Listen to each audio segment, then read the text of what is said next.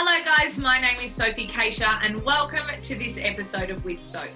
Many years ago, I was asked to speak at a Business Chicks conference alongside fellow female business owners. It was a bit of a hectic afternoon from green room to being on stage all the way back around again, but one person's interview caught my attention.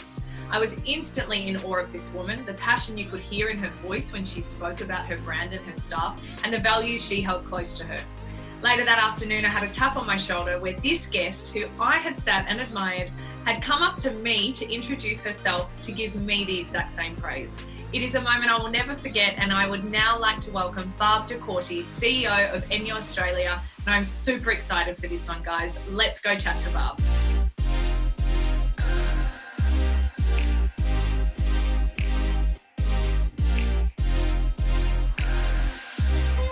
You're now CEO to Enyo Australia, the most sustainable cleaning solution company for homes in our country. But this year, COVID-19 hit and businesses around the world have been whacked with so much uncertainty. What has the effect been like on your business? And have you had to put in further measures to mitigate risk for what is still such an unknown future? Well, the interesting part was for us is we already work from home. So basically, we have a lot of home business owners who are used from working for themselves. But the biggest challenge to overcome was that we do in-home demonstrations. So we demonstrate our beautiful product to people's homes so they can actually see the effect of fiber technology cleaning only with water, because it's sometimes hard to believe that you actually can replace any detergent and do that. So we do in-home demonstrations. So this stopped literally within 2 weeks. We had to come up with a digital platform for our Enyopreneurs, how to invite guests. We had to start communicating more with our customers. I literally did daily Zoom meetings with my team, and we have about 500 Enyopreneurs out there which actively participated. So it was really, we had to really move very quickly.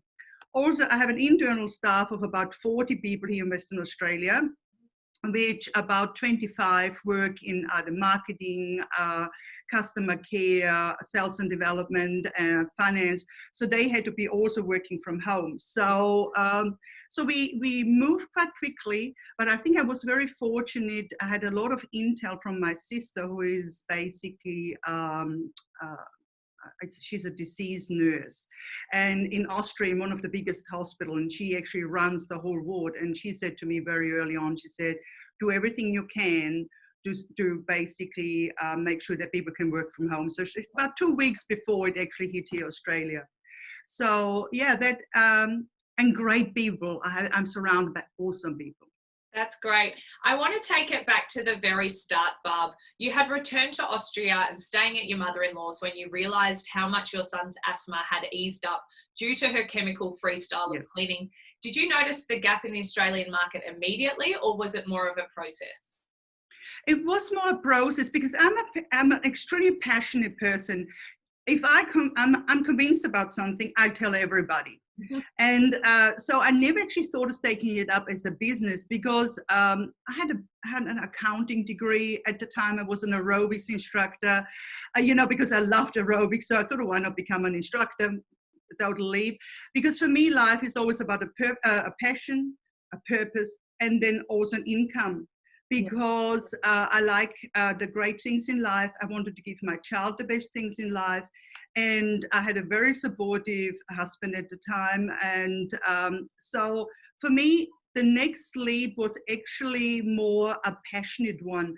I wanted moms and dads to know, when you see your son, and your Bobby has asthma as well, when you see them not being able to breathe and their eyes look at you and go like, Mommy, please help me, and you can't, you look for everything in the world to alleviate that. So I started testing it at home in Australia. Then I shared it with some like-minded people. Like, for instance, in swimming group, we had a swimming group going with most of the kids had asthma, because we learned that it will strengthen their lungs. So those people started to use it. And then somebody asked me, where can I buy it? And I said, well, actually, I just ordered in from Austria and I gave it away. So, and then my then husband said to me, Barb, and he said, this is a great business. This is something you really could do. And I was so scared because I didn't know nothing about direct selling. But my passion, my purpose then saw me through.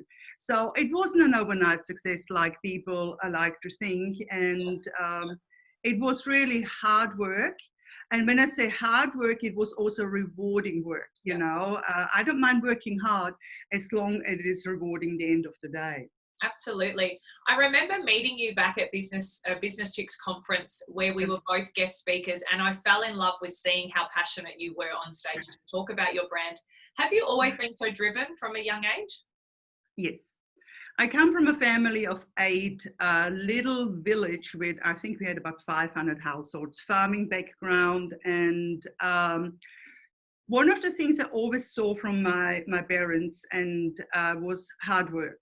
So on a farm, you cannot just say, well, I'm sorry, I'm feeling tired today. I will not bring the hay in or the crop in or whatever. So I learned very, very early in my life that if you want to have something in life, and even if it is just food or a comfort, you need to work towards it. Did I come from a family of high achievers and people like that? No, they were comfortable. They liked to be just comfortable. But at the same time, they were tenacious. They were tenacious and disciplined, you know, because let's face it, when motivation leaves, discipline comes in, has to come in. Otherwise, you finish everything because adrenaline spikes, you go, nice shiny, and then it drops again and you go and that's where I learned to be disciplined.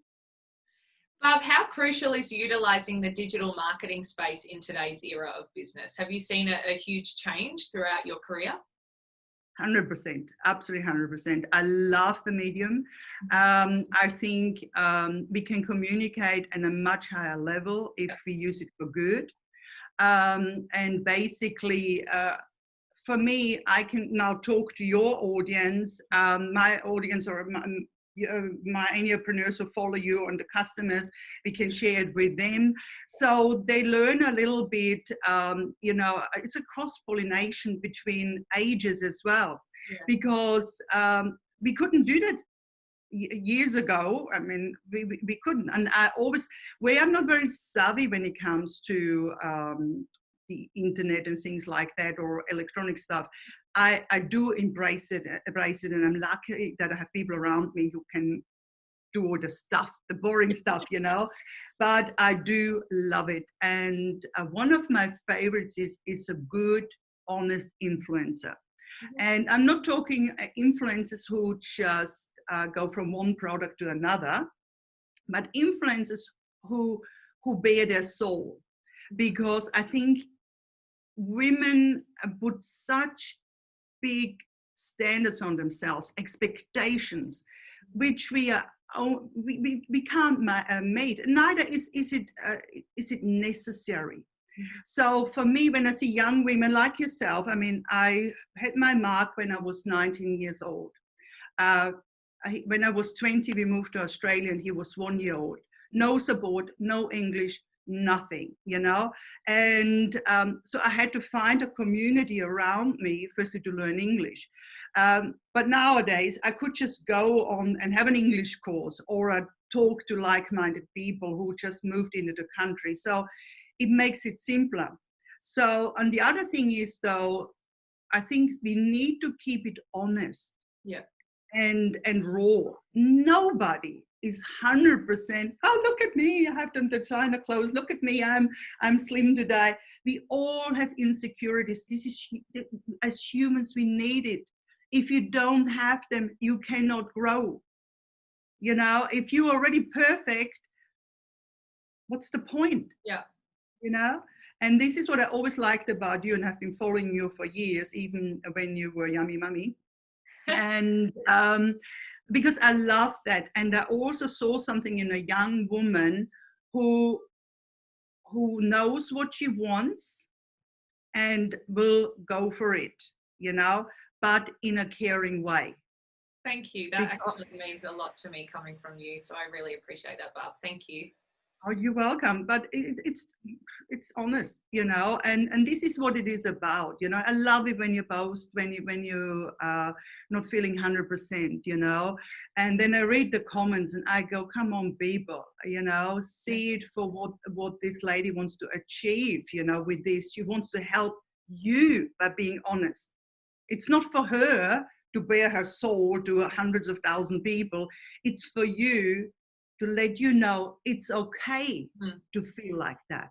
Mm-hmm. And I trust with more and more honest influences along the way that we all will learn from it.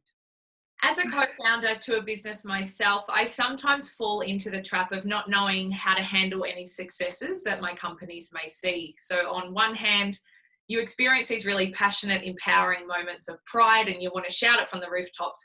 But then sometimes I feel business owners can feel guilty for their own successes. Is that something you've experienced? It's not so much guilt. My biggest thing was always, how did I do this? Almost like imposter syndrome.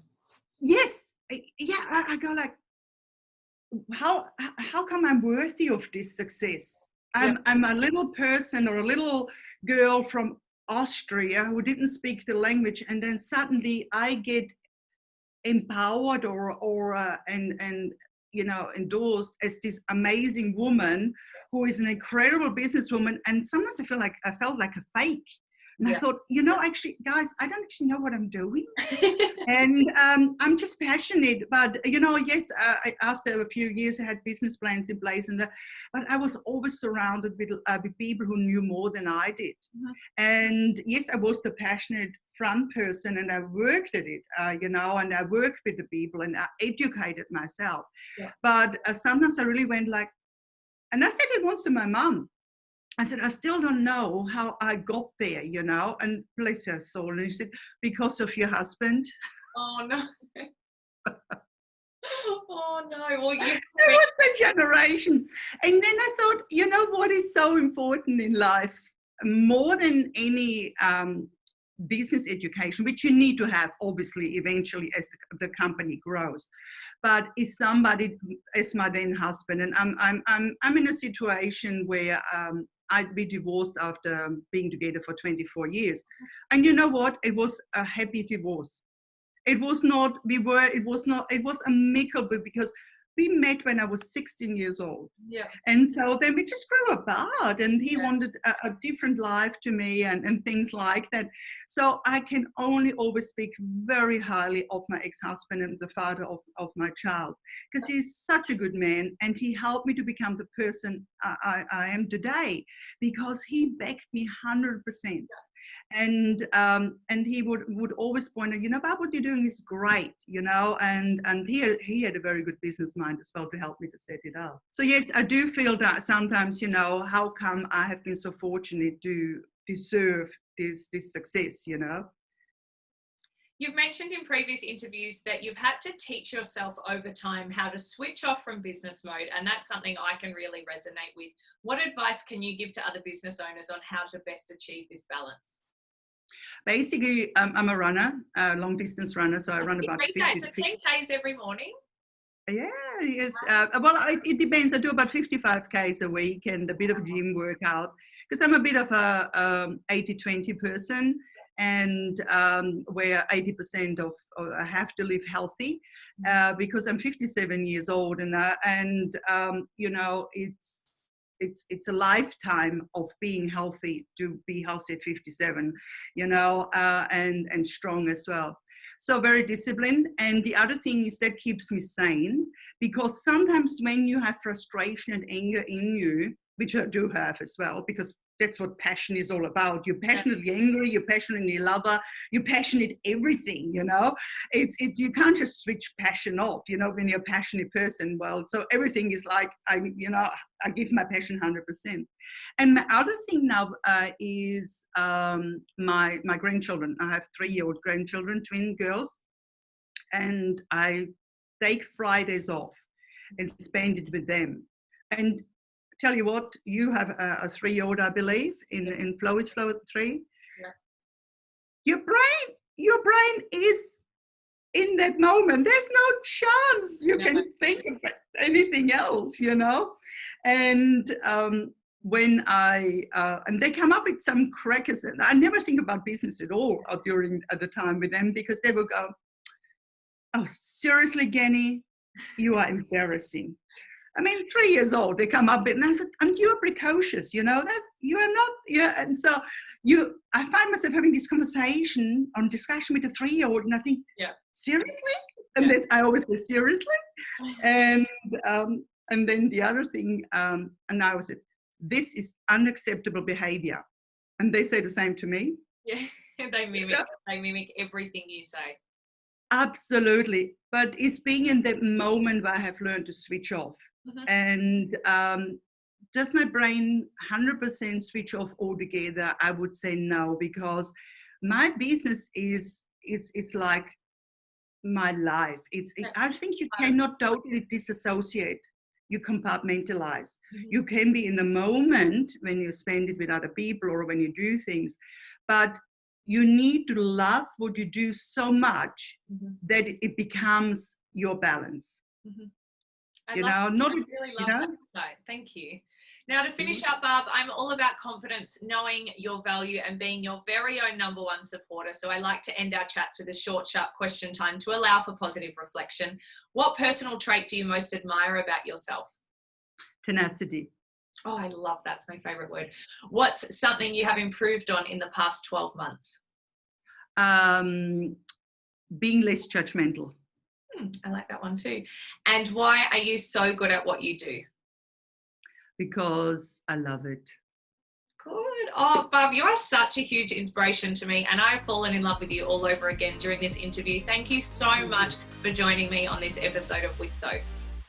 Thank you so much, Sophie. All the best.